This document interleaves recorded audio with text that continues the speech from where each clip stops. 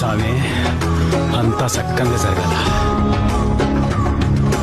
రక్తంతో సంద్రమే ఎరుపెక్కిన కథ మా దేవర కథ. ఇక్కడ సైక్లోన్ హెచ్చరికలు జారీ చేశారు ప్రెసిడెంట్. ఇక్కడ మీరు చూసుకో,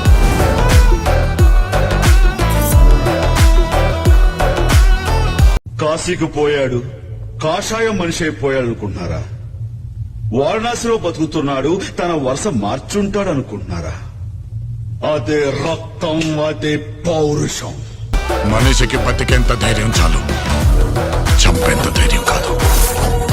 కాదు కూడదు అని మీరు మళ్ళీ ఆ ధైర్యాన్ని కూడగలిగితే ఆ ధైర్యాన్ని చంపే భయాన్నైతా. నువ్వున్నంత వరకు ఈ కుండ మీద నీ మట్టి దేవరా. దేవరును చంపాలంటే సరైన సమయమే కాదు, సరైన ఆయుధం ద్వారా కాదు. గుద్ద వల కొడతా, శాంతి పెడతా.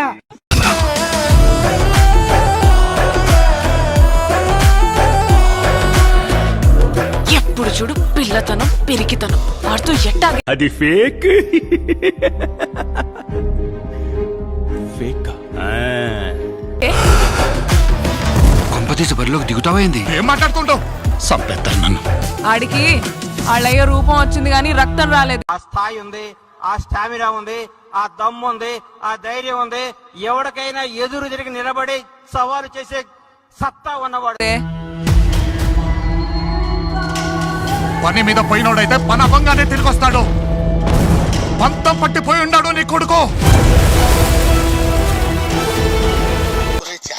గురుగారు, ఈ ఫీలింగ్ ఏంట్రా? గుండేదో వణుకుతున్నట్టుందిరా. దేవరా సంద్రం ఎక్కి 2 ఏళ్లు గడిచిపోయి ఉంటాయి. కళ్ళు మూసినా తెరిచినా సముద్రంలో చూసిందే కనపడుతుంది. భయం మరిచి ఎప్పుడైనా తప్పుడు పని కోసం సంద్రం ఎక్కితే పోతారు, మొత్తం పోతారు.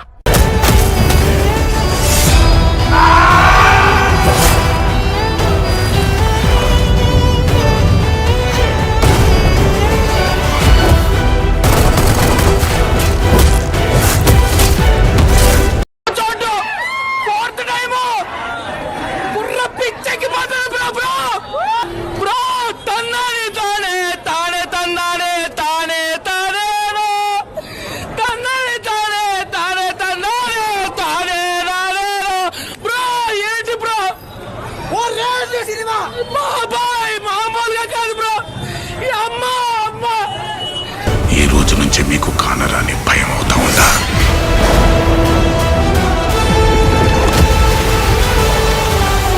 హాయ్ ఫ్రెండ్స్, వీడియోలు చూస్తున్నా కానీ ఫాలో కొట్టట్లేదు. ఫాలో కొట్టండి.